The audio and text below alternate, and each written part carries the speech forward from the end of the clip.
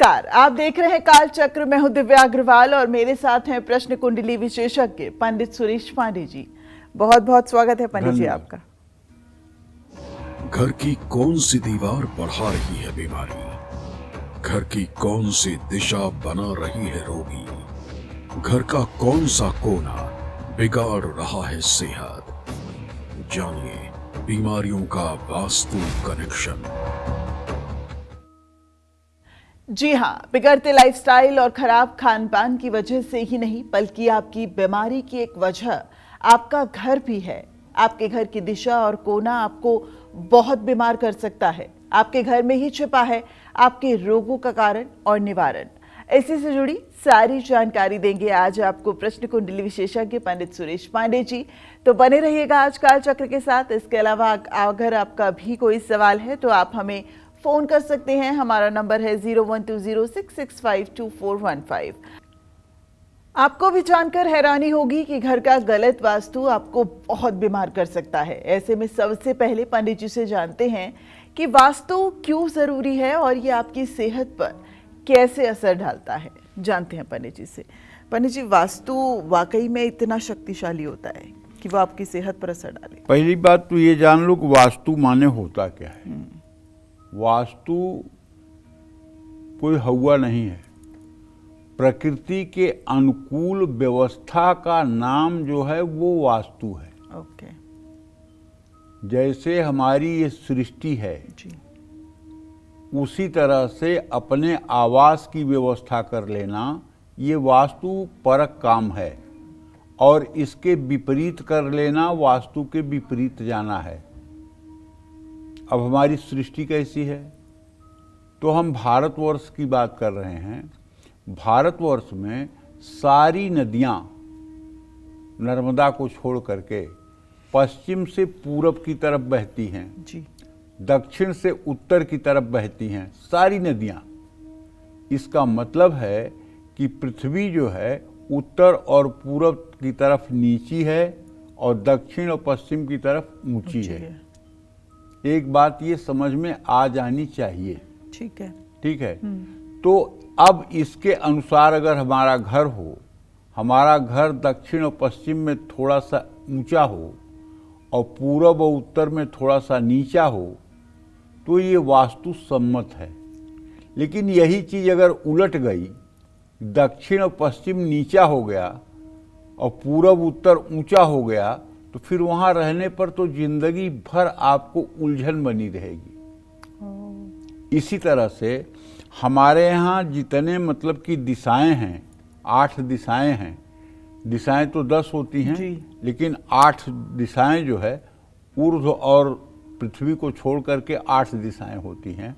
8 दिशा में जो north east है उसको ईशान कोण कहते हैं। सूरज की पहली किरण जब उदय होती है, अगर उस कमरे में खिड़की है तो सूरज की रोशनी सबसे पहले उसी कमरे में आती है। और सूरज की किरणों में ये दम है कि जितने हानिकारक बैक्टीरिया होते हैं सब सूरज की किरणों से मर जाते हैं। तो सबसे पहले हमारे यहाँ नित्य क्रिया करके पूजा का ही विधान शास्त्रों में कहा गया है। तो पूजा कहाँ करेंगे? ईशान कोण में बैठ के करेंगे। ईशान कोण को क्या कहते हैं? नॉर्थ ईस्ट कहते हैं। वहाँ सूरज की रोशनी आएगी। अब 1 घंटे, आधे घंटे, 1.5 घंटे पूजा करने के बाद जब आप खाली होंगे तो क्या काम होगा? पेट पूजा के लिए कुछ नाश्ता बनेगा, भोजन बनेगा।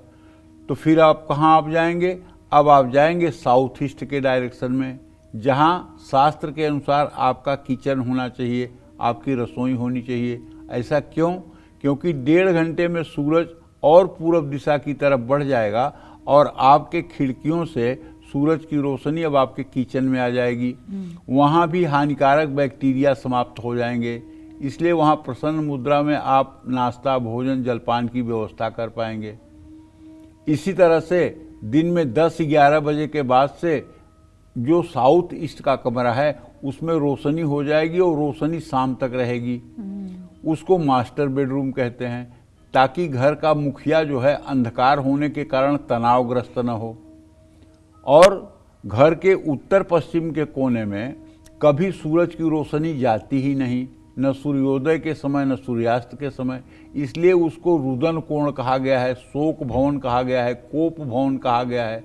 उस कमरे में रहने वाले लोग प्रायः दुखी रहते हैं, उस कमरे में रहने वाले लोगों का मन उचाट रहता है, उस कमरे में कोई ज़्यादा दिनों तक टिक नहीं पाता है। ठीक है, तो ये डायरेक्शन का फर्क होता है। हर मतलब कि वास्तु का अपना एक डायरेक्शन होता है।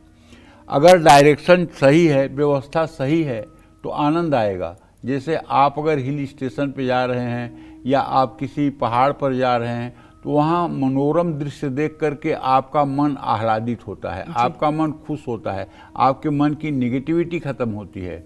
उसी तरह से जब आप वास्तु सम्मत मकान में रहते हैं तो आपको एक एनर्जी मिलती है, आपको एक सुख महसूस होता है। बहुत सही। और आप मतलब कि अंदर से ग्लैड महसूस करते हो, अपने को अच्छा फील करते हो। और वही अगर सारा क्रम वास्तु के विपरीत हो जाए तो आप हर समय उदासी, बीमारी, तनाव, डिप्रेशन, एंजाइटी के शिकार हो जाएंगे। वही परेशानी हो घर में। अगर किसी को विश्वास ना हो कि नहीं ये वास्तु फास्तु गलत होता है, इससे कुछ नहीं होता है, ये सब बेकार की बातें हैं, तो ठीक है, तुम नॉर्थ ईस्ट में टॉयलेट बना लो और उसके बाद ब्रह्मा विष्णु महेश तीनों देवता आकर के तुम्हारी मदद कर दें तो बताना। नॉर्थ ईस्ट में सीढ़ी बना लो, जिस दिन सीढ़ी बन के तैयार हो जाएगी उसके ऊपर कभी कमरा बना लेना तो बताना। साउथ ईस्ट में पानी की टंकी बना लो या साउथ ईस्ट में पानी का कोई यंत्र स्थापित कर दो, आप सुखी रह लो तो बताना। नॉर्थ साउथ वेस्ट का कमरा जो है वहाँ मतलब कि जो है ड्राइंग रूम बना लो। अगर आपके घर में नित्य न कला हो तो आप कहना। तो कहने का मतलब यह है कि आप इसे तो करके देख सकते हैं। अब रही बात, कुछ कुछ लोग वास्तु के प्रति जागरूक हो रहे हैं जी। हमारे शास्त्रों में वास्तु शास्त्र का महत्व बहुत आदिकाल से कहा गया है, लेकिन जानकारी के अभाव में जी। आज भी जो बिल्डर होते हैं वो इतने अहंकारी हैं कि उनकी मर्जी जैसे आए वैसा घर बना दिया, क्योंकि उन्हें रहना नहीं है, उन्हें बेच के जाना है। और खरीदने वाले भी मजबूर नहीं हैं, सोचते नहीं हैं कि मजबूरी किस बात की, हम नहीं खरीदेंगे तुम्हारा घर अगर वास्तु के हिसाब से नहीं है तो अगर नहीं खरीदेंगे तो लोग वास्तु के हिसाब से बनाना शुरू करेंगे और खरीद करके बाद में लोग रोते हैं, मेरा तो ये खराब, मेरा तो वो खराब, मेरा तो वो खराब। वास्तु जैसे देखो, अब एक बहुत छोटी सी बात है कि हम लोग जो हमारे दर्शक हैं उन्हें तो पता ही है, जिसमें छिपाने की क्या बात है। हम लोग दिन के हिसाब से कपड़े पहनते हैं। बिल्कुल। जैसे हम रविवार के दिन पिंक रेड पहनते हैं, सोमवार को व्हाइट कलर पहनते हैं, मंगलवार को ऑरेंज या रेड पहनते हैं, बुधवार को चूंकि क्रोमा ग्रीन का है इसलिए ग्रीन नहीं पहन पाते हैं, दूसरा कोई कलर पहन लेते हैं। बृहस्पतिवार को पीला ही पहनते हैं, शुक्रवार को सफेद ही पहनते हैं और शनिवार को लाइट ब्लू पहनते हैं। क्यों? क्योंकि इन ग्रहों का ये रंग है, इन दिन के ये ग्रहों का रंग है, और वो दिन का रंग जब हम पहनते हैं तो वो ग्रह हमारे ऊपर अनुकूल होता है, विपरीत परिस्थिति नहीं देता है, और उसकी अनुकूलता हमारे जीवन को दिव्य और भव्य बनाती है, हमारे भाग्योदय में सहायक होती है, हमारा मतलब कि मनोबल बूस्टअप रहता है, हम डिप्रेस नहीं होते हैं। अगर दिन के हिसाब से हम कपड़े पहन रहे हैं तो बहुत जल्दी हमारी किस्मत बदलने लगती है। अब इसको रूढ़वादिता या अंधविश्वास कोई कहे तो हम क्या कह सकते हैं, कहे। लेकिन इतना मैं जरूर कहूँगा कि अगर आप बहुत ज़्यादा नियम संयम में नहीं रह सकते और केवल दिन के हिसाब से आप कपड़े पहनने शुरू कर दें तो आपकी ज़िंदगी ज़रूरत से ज़्यादा, हमने बहुत लोगों को देखा है जो इसको फॉलो करते हैं, उनकी ज़िंदगी कहाँ से कहाँ बदल गई है जिसकी कोई सीमा नहीं। लेकिन घर बनाते वक्त हम इंफ्रास्ट्रक्चर, सेफ्टी, सिक्योरिटी देखते हैं लेकिन वास्तु भूल जाते हैं। हाँ, और वास्तु का ध्यान अच्छा जानते हो ध्यान किस बात का रखते हैं मूर्ख लोग? अरे हमारे घर का दरवाजा दक्षिण तरफ हो गया पंडित जी, अब क्या करें? अरे दक्षिण एक दिशा है, दरवाजा हो गया तो इसमें कौन सी आफत आने वाली बात है? हो गया तो हो गया। चारों दिशाओं में दरवाजा हमारे शास्त्रों में होने की बात कही गई है। ध्रुवम च धान्यम जयम चनंदम खरं च कांतम मनोरमम च सुवक्त्र संयम खल दुर्मुखम च खोडसनामम विजया विधानम। दक्षिण मुंह दरवाजा भी नंदा नामक गृह होता है, उसमें क्या बुराई है, हो गया तो हो गया। अब इसमें रोने की बात नहीं है, लेकिन रोने की बात यह है कि कहीं दक्षिण दिशा हो या पूर्व दिशा हो या उत्तर हो या पश्चिम, कहीं नॉर्थ ईस्ट में टॉयलेट तो नहीं है, कहीं नॉर्थ ईस्ट में आपने बेडरूम बनाया तो नहीं है, सांसारिक कर्म तो उसमें नहीं करते हैं। नॉर्थ ईस्ट के बेडरूम में केवल बुजुर्ग लोग सो सकते हैं या छोटे बच्चे सो सकते हैं जिनका पारिवारिक जीवन न हो, और उस कमरे में न तो अलमीरा रखना चाहिए, न उस कमरे में कोई मतलब स्टोर का सामान रखना चाहिए, और न उस कमरे को भारी करना चाहिए जी। ठीक है। इसी तरह से अगर वास्तु का ध्यान रखा जाए तो बीमारी और दुर्भाग्य ये कहाँ से आपके साथ आएंगे जी। अगर आप वास्तु के अनुकूल चल रहे हैं तो आपको कहाँ से परेशानी आएगी। हाँ, पूर्व जन्म के प्रारब्ध के अनुसार अगर कुछ कष्ट है आपके जीवन में तो उनका समाधान भी हो जाएगा। चलिए, महत्व तो जान लिया पंडित जी, अब जल्दी से इसका प्रभाव और बता दीजिए। देखो, विश्व के पहले वास्तुविद विश्वकर्मा के अनुसार शास्त्र सम्मत निर्मित मकान उस घर में रहने वालों को संपूर्ण सुख, धर्म, अर्थ, काम और मोक्ष की प्राप्ति कराता है। हमारा शरीर पंच तत्वों से निर्मित है, सबको पता है। छित जल पावक गगन समीर, मतलब पृथ्वी तत्व, जल तत्व, आकाश तत्व, वायु तत्व और अग्नि तत्व। अगर आपको देखना है कि ये तत्व आपके शरीर में कैसे विद्यमान रहते हैं, थोड़ा दिमाग तो लगेगा, लेकिन देख सकते हो कैसे।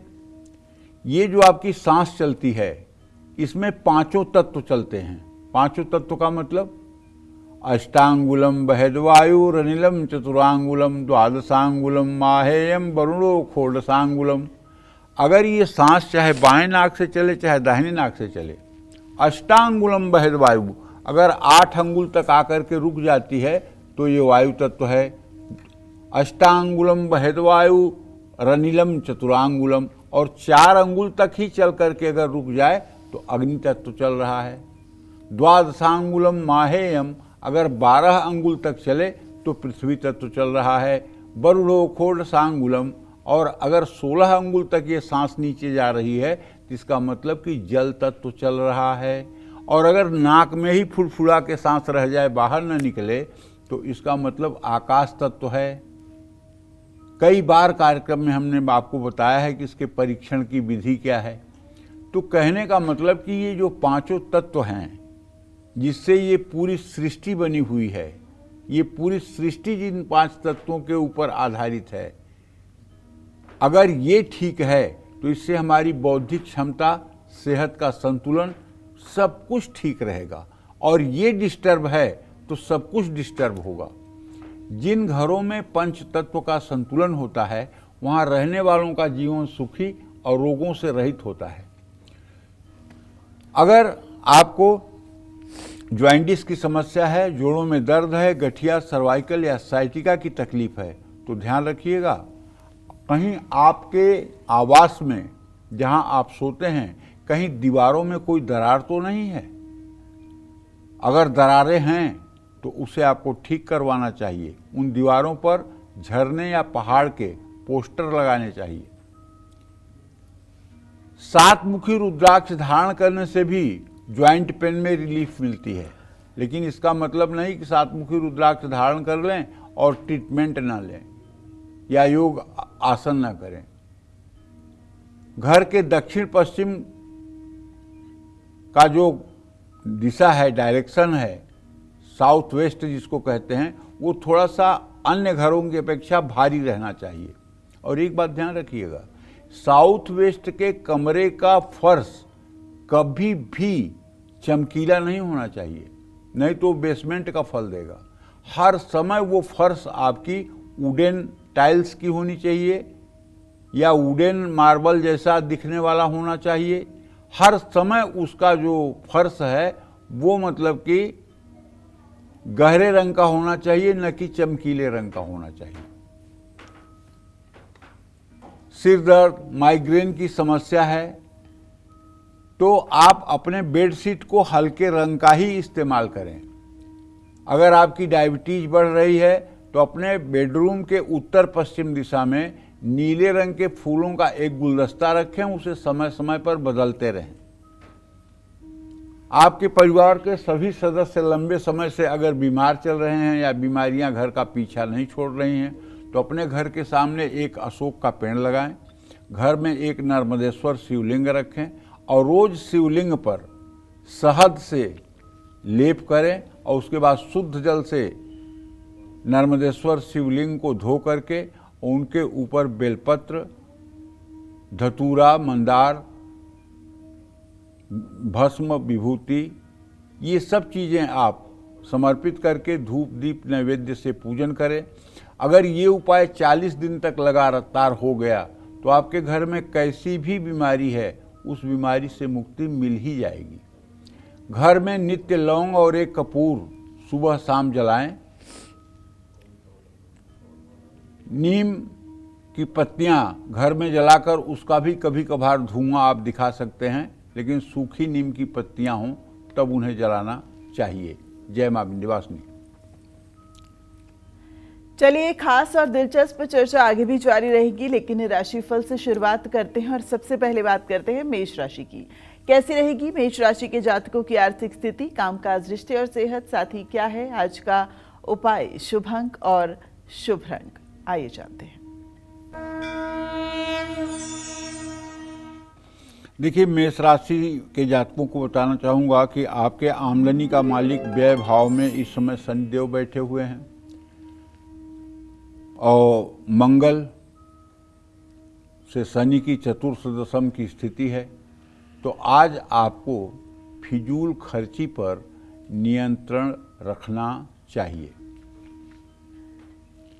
बिजनेस में लेन देन से बचना चाहिए और आपको परिवार को प्राथमिकता देनी चाहिए।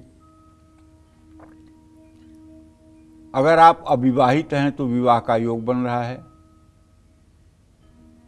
आज हो सकता है कि नींद से संबंधित समस्या भी आपको आए। यात्रा के दौरान अपने सामान का ध्यान रखें। और हाँ, 12वें भाव का शनि है, इसलिए सुंदरकांड का पाठ आपके लिए फायदेमंद है। शुभ अंक आपके लिए 7 है। शुभ रंग आपके लिए लाल है। जय मां विंध्यवासिनी।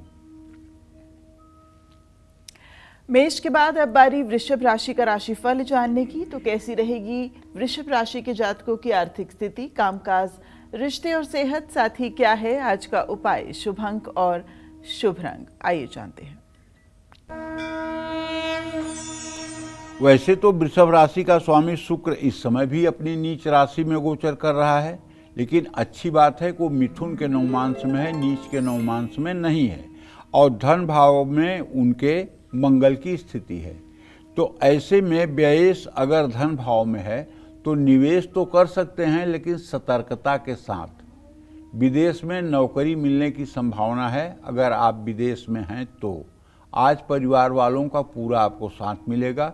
ज़्यादा थकान से बचना चाहिए और पूरी नींद लेना चाहिए। ज़रूरत से ज़्यादा भावुक न हो। भगवान गणेश को दुर्वा चढ़ाएं। शुभ अंक आपके लिए 6 है। शुभ रंग आपके लिए हरा है। जय मां विंध्यवासिनी।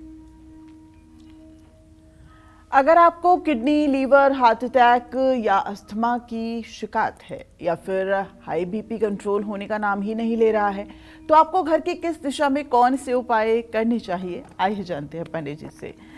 पंडित जी, हालांकि अब ये तो इतनी गंभीर बीमारियां हैं, इसके लिए तो डॉक्टर का ही इलाज चाहिए, लेकिन बावजूद इसके वास्तु इसमें किस तरह की भूमिका निभा सकता है? देखो, वास्तु बहुत कुछ भूमिका निभाता है, लेकिन सही बात यह है कि जब आप अव्यवस्थित खान पान होगा तो उसके कारण भी बीमारियां बढ़ती हैं जी। अगर आप शराब पीते रहिए तो आपका लीवर डैमेज नहीं होगा। बिल्कुल। अगर आप खूब सिगरेट धुआंधार पीजिए तो आपके लंग्स नहीं इफेक्टेड होंगे। आप समझ रहे हो ना। जब आप धर्म को नहीं मानोगे, जब आप अपने शास्त्रों की मर्यादाओं को नहीं मानोगे और अपने खान पान में आप व्यतिक्रम करोगे, अपने दिनचर्या में आप व्यतिक्रम करोगे, तो उसका असर तो इस स्वास्थ्य पर पड़ेगा कि नहीं पड़ेगा जी। आप समझ रहे हो ना। तो कहने का मतलब है कि हमारे यहाँ शास्त्रों में जो बातें लिखी गई हैं, जैसे लीवर हो गया, गाल ब्लेडर हो गया, अगर इनमें तकलीफ है तो कहीं न कहीं इसके लिए 20% तो आपके पूर्व जन्म का प्रारब्ध जिम्मेदार है और 80% आपकी जीवन शैली जिम्मेदार है।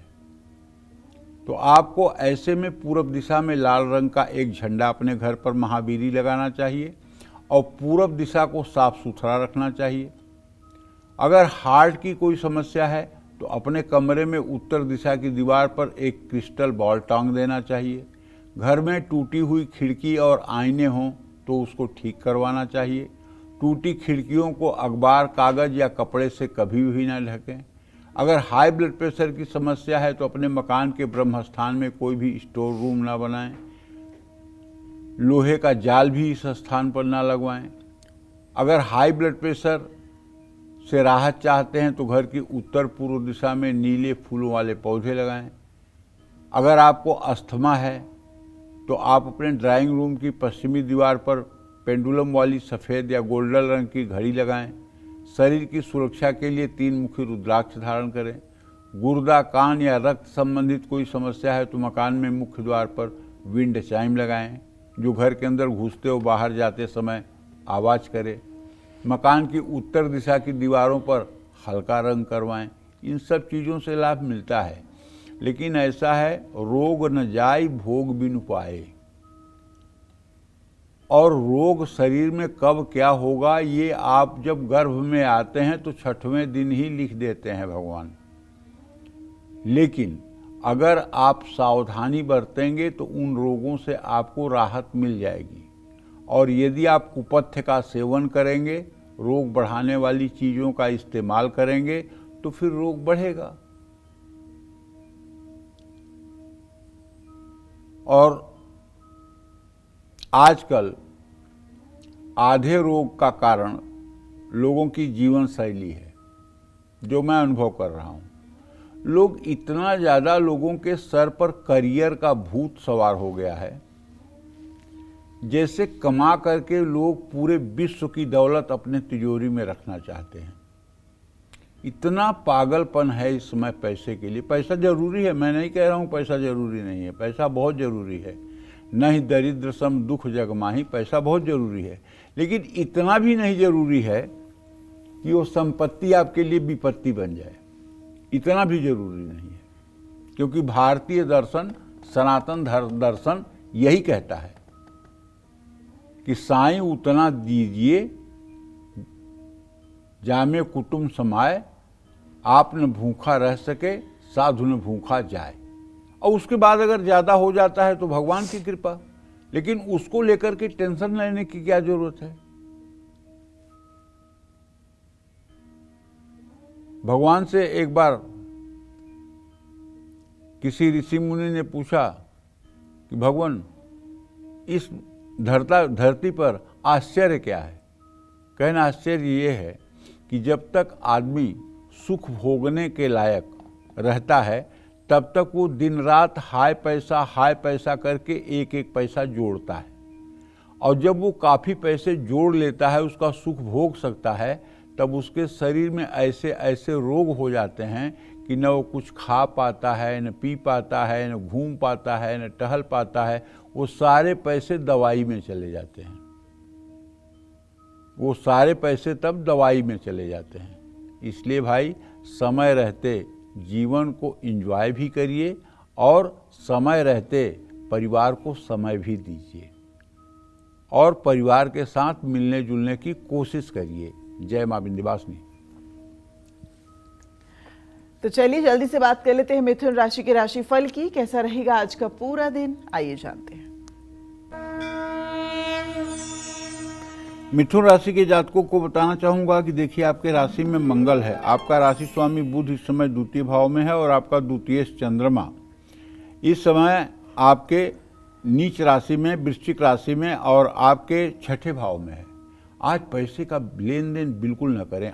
आज आपका किया हुआ कोई भी डिसीजन गलत होगा, विश्वास करिए। इसलिए जहाँ तक आपके कामकाज की बात है तो मैं आपसे बताना चाहूँगा कि आप कार्यस्थल पर विवाद से बचें और क्रोध तो बिल्कुल ना करें। परिवार में तनाव की स्थिति बन सकती है, तनाव बढ़ सकता है। योग प्राणायाम करने का अभ्यास कर लीजिए, तो आधी से ज़्यादा समस्याएं तो अपने आप ठीक हो जाएंगी। आज संभल कर चलें, चोट लग सकती है। आज मंदिर में 2 लौंग और 2 सुपारी भी चढ़ाएं। शुभ अंक आपके लिए 3 है, शुभ रंग आपके लिए पीला है। जय मां विंध्यवासिनी। अब बात करते हैं कर्क राशि के राशिफल की। तो कैसा रहेगा कर्क राशि के जातकों का पूरा दिन, आइए जानते हैं।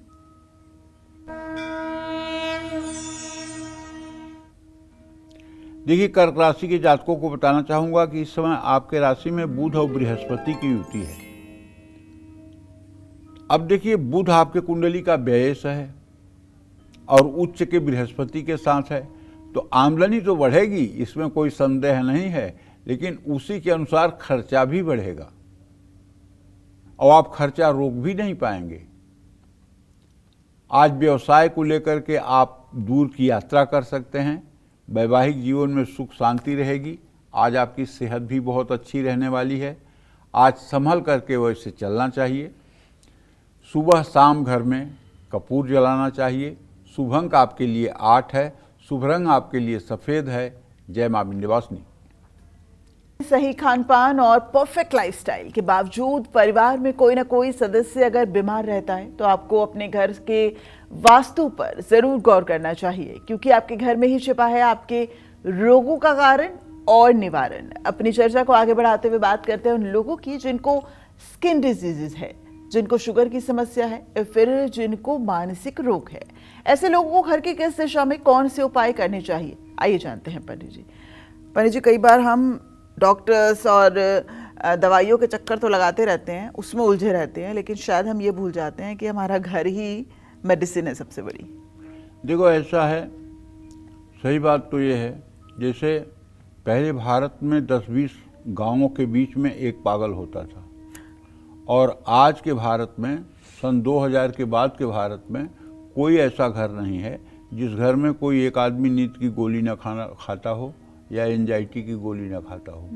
पहले भारत में पागल के डॉक्टर बहुत कम होते थे, और पागल खाना मेरे जानकारी में या तो आगरा में था या तो रांची में था। जिले जिले में पागल खाना नहीं था, समझ रही हो। आज बहुत ज़्यादा सब मानसिक तनाव से जूझ रहे हैं।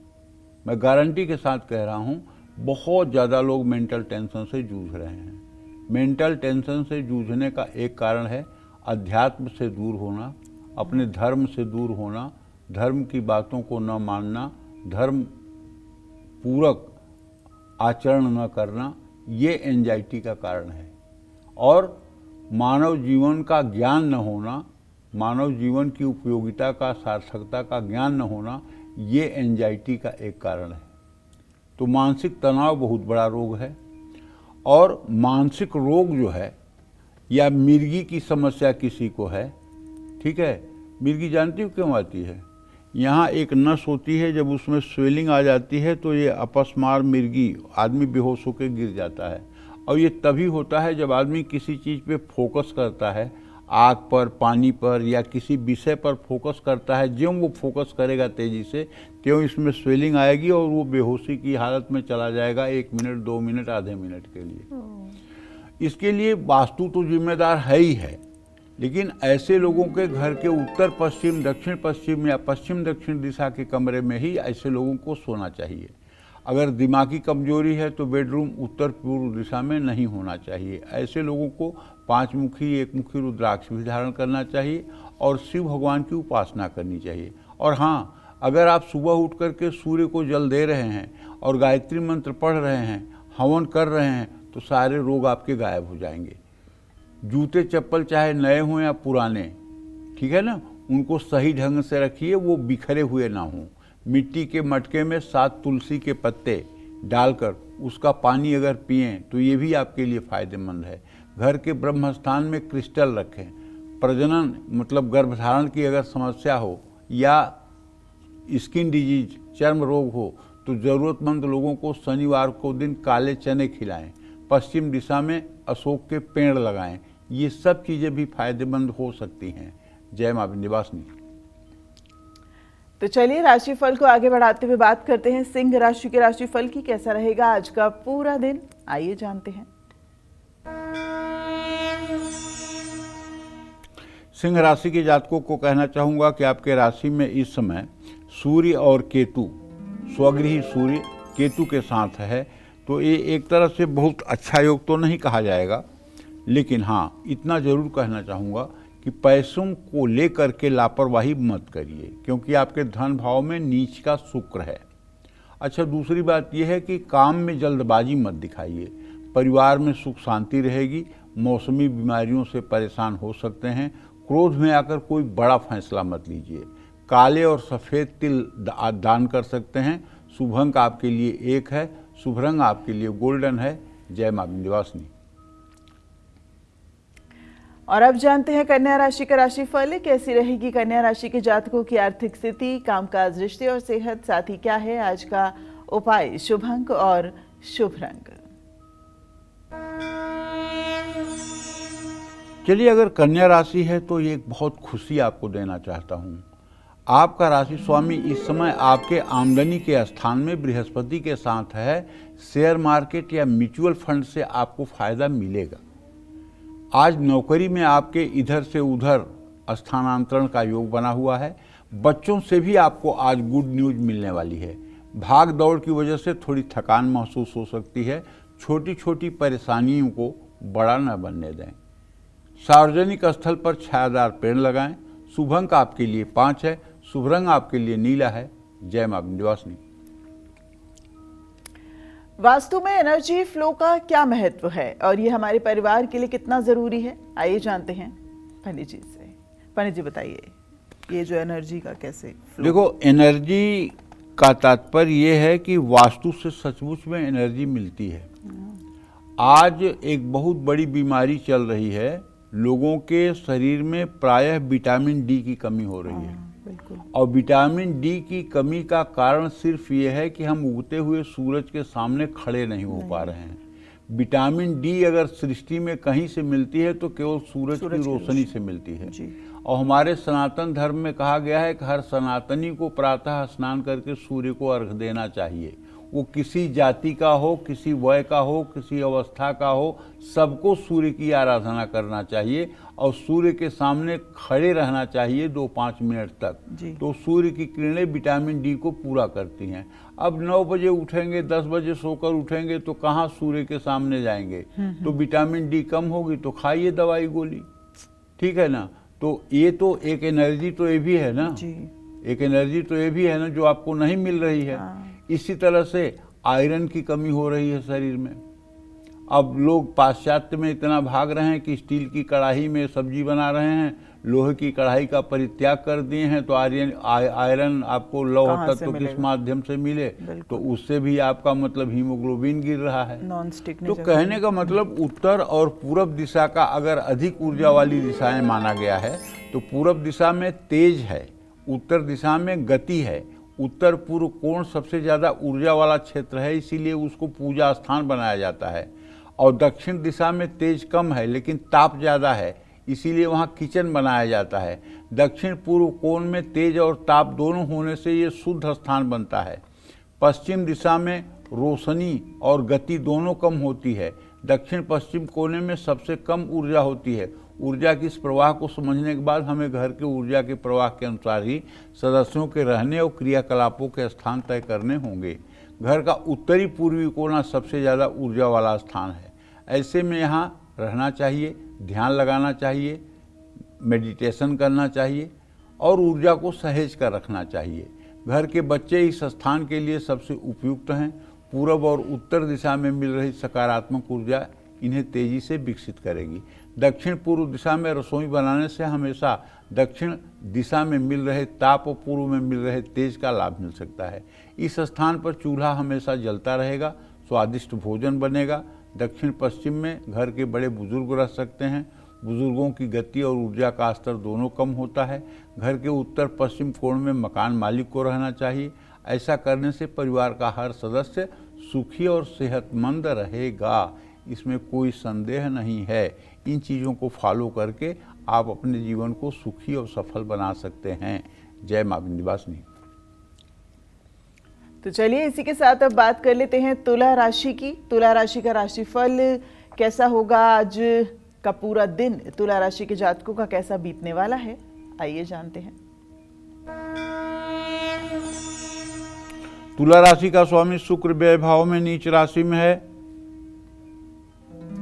और धन भाव का स्वामी मंगल इस समय आपके भाग्य स्थान में है। पैसों से जुड़ा अगर कोई विवाद है तो वो सुलझ सकता है।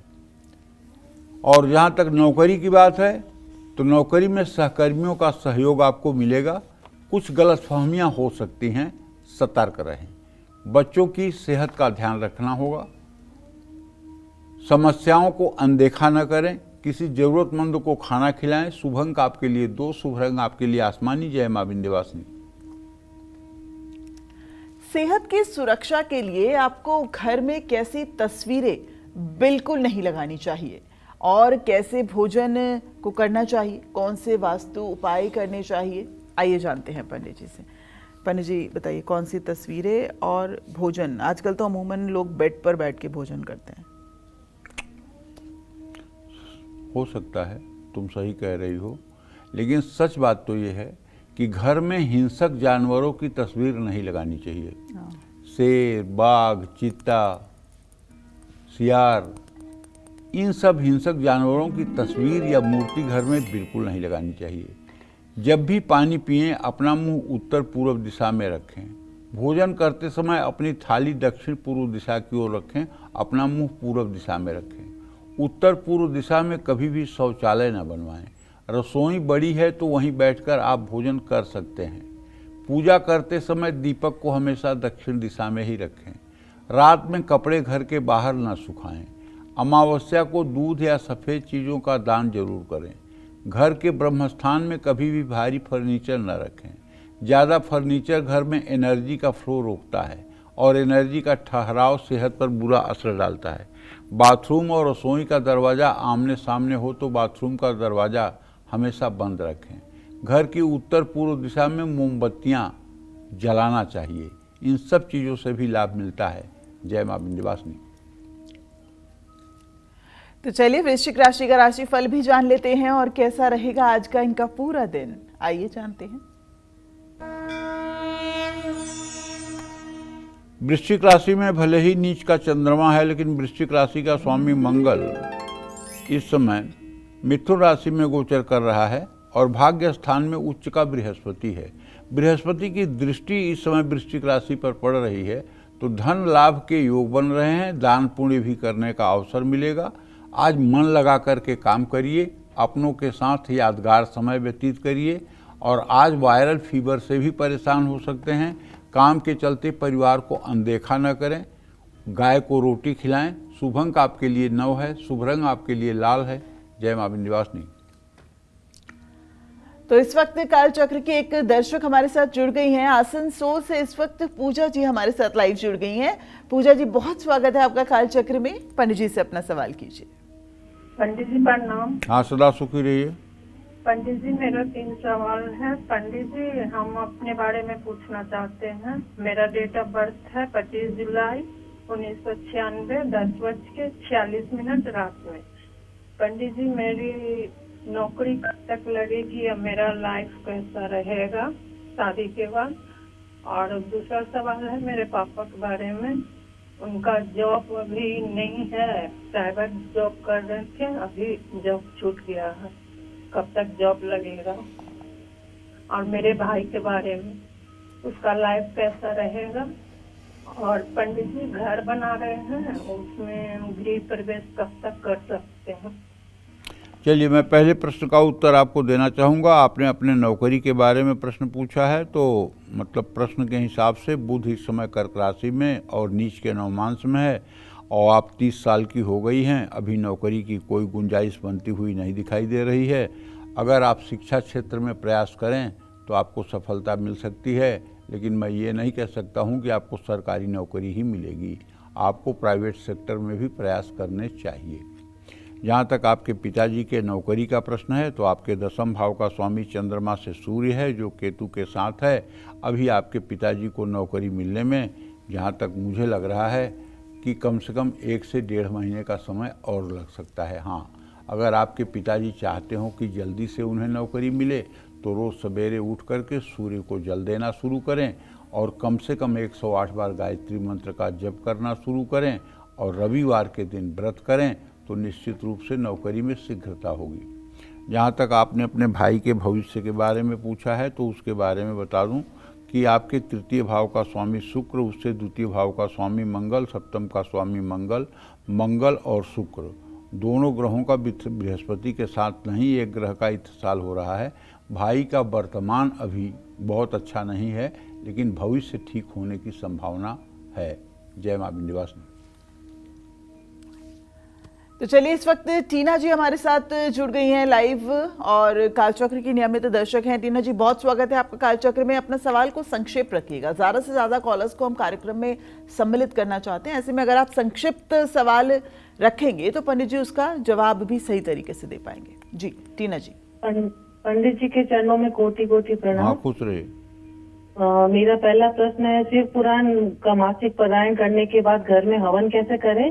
और दूसरा प्रश्न मेरे बेटे के लिए, उसका नाम लक्ष्य राज है, डेट ऑफ बर्थ है 29 अप्रैल 2014, समय है 2:58 दिन में।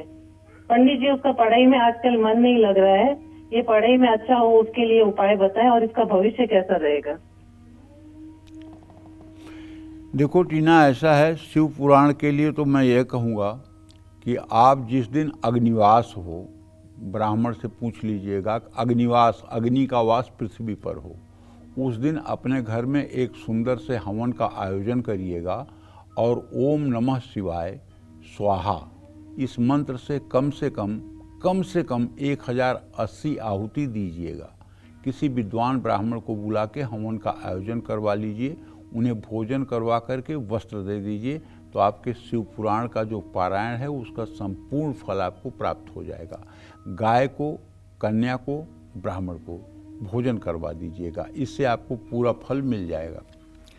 और जहाँ तक आपने अपने बेटे के बारे में पूछा है तो देखो, अभी बहुत छोटा है टीना, और आपके बताने के हिसाब से ये 12 साल का है और इसके पंचम भाव का स्वामी मंगल बृहस्पति के साथ अब होने ही वाला है कुछ दिनों में। आप चिंता ना करें, आगे चलकर ये अच्छा निकलेगा, लेकिन ये अच्छा निकले इसके लिए आपको चाहिए कि इसके गले में एक 6-मुखी रुद्राक्ष आप धारण करवा दीजिए, इससे काफ़ी हद तक इसके अंदर परिवर्तन आएगा। जय मां विंध्यवासिनी। करते हैं धनु राशि की, क्या कहता है धनु राशि का राशिफल, कैसा रहेगा आज का पूरा दिन, आइए जानते हैं।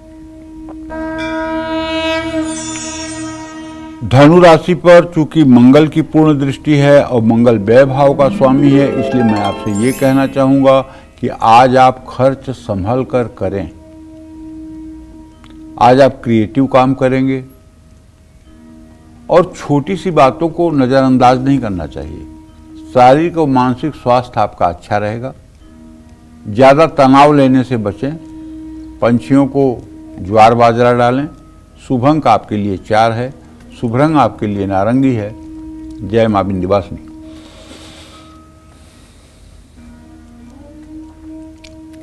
तो मकर राशि का राशिफल जाने उससे पहले कालचक्र की एक दर्शक हमारे साथ लंबे समय से जुड़ी हुई हैं। मेहंदी कनौजिया जी हमारे साथ लखनऊ से जुड़ गई हैं। मेहंदी जी, बहुत स्वागत है आपका। पंडित जी से अपना सवाल कीजिए। नमस्कार पंडित जी। सदा सुखी रहिए। मेरा नाम मेहंदी कनौजिया, लखनऊ से बोल रहे हैं। मेरी डेट ऑफ बर्थ है 10 दिसंबर 2000। मेरी शादी कब तक होगी और मेरी जॉब जो चल रही है वो सही है कि नहीं? और मेरी दीदी है सबसे बड़ी, उनकी डेट ऑफ बर्थ है 15 दिसंबर 1996। उनकी शादी 2025 में हुई थी। उनके और जीजा के बीच अनबन बनी रहती है और उनकी बिटिया हुई है अभी, तो डॉक्टर ने दिल में उनके छेद बताए हैं, तो कुछ राय बताइए। देखिए, ऐसा है, अभी आपके विवाह में तो मुझे विलंब दिखाई दे रहा है, क्योंकि सूर्य और शनि दोनों का सदाष्टक योग है। आपके विवाह में अभी से लेकर के 9-10 महीने का विलंब है। नवंबर दिसंबर 2027 तक आपके विवाह का योग बनता हुआ मुझे दिखाई दे रहा है। जहाँ तक आपने अपनी बड़ी बहन के बारे में प्रश्न पूछा है मेहंदी, तो मैं उसके बारे में बताना चाहूँगा कि बुध बृहस्पति दोनों एक साथ हैं। थोड़ा सा असामान्य स्थिति परिवार में ज़रूर है, लेकिन अगर आप अपनी बहन से कहें कि वो रोज गणेश चालीसा का पाठ करे सुबह शाम, और अपने पति से प्रार्थना करे कि वो भी राम रक्षा स्तोत्र का पाठ करें, तो निश्चित रूप से उनका दाम्पत्य जीवन अच्छा हो सकता है और उनका भविष्य भी बदल सकता है। लेकिन अगर मान लो उनका पति नहीं करता है तो इन्हीं को गणेश चालीसा का पाठ सुबह शाम करना चाहिए, भगवान गणेश की आराधना करना चाहिए। उससे निश्चित रूप से पारिवारिक जीवन में समरसता आएगी। जय मां विंध्यवासिनी। तो चलिए इसी के साथ अब बात कर लेते हैं मकर राशि के राशि फल की और जानते हैं आज मकर राशि के जातकों का भविष्य और भाग्य कितना मजबूत है। मकर राशि के जातकों को बताना चाहूंगा कि आपके राशि पर बुध और बृहस्पति की दृष्टि है।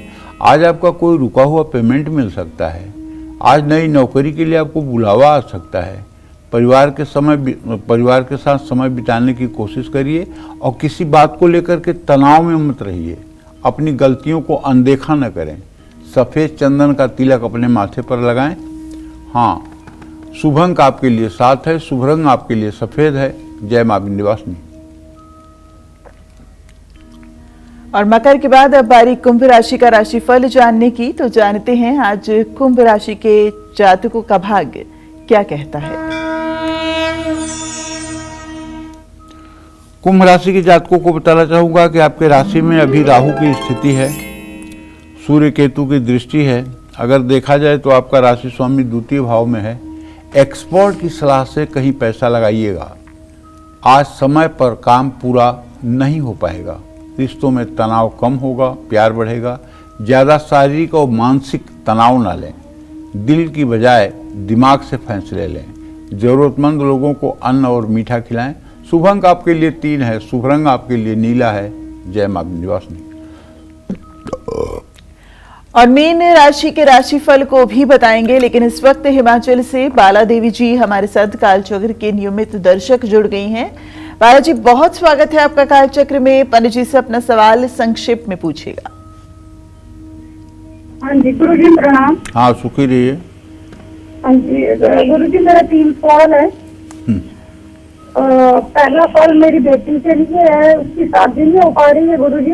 18 अगस्त 1990 उसका डेट ऑफ बर्थ है और शाम के 7:05 पर शनिवार का बर्थडे है उसका। और ना शादी हो पा रही है, ना उसके कोई नौकरी वगैरह का कहीं हो पा रहा है। और मेरी सेहत गुरु जी 12 महीने में दवाइयाँ खा खा के बहुत तंग हो गई हूँ, अपने आप से बहुत तंग हो गई हूँ।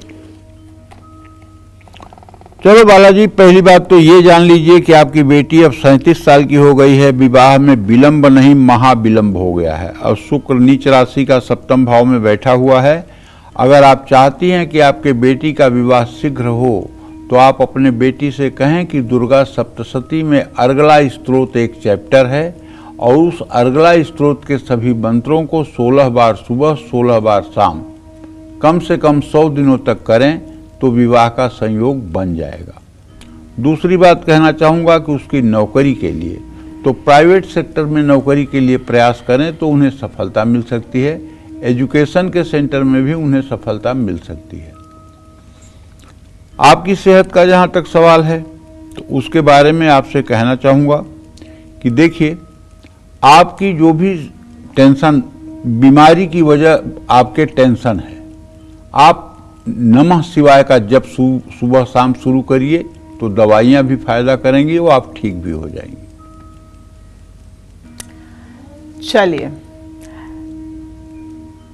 चलिए अब बात करते हैं मीन राशि की।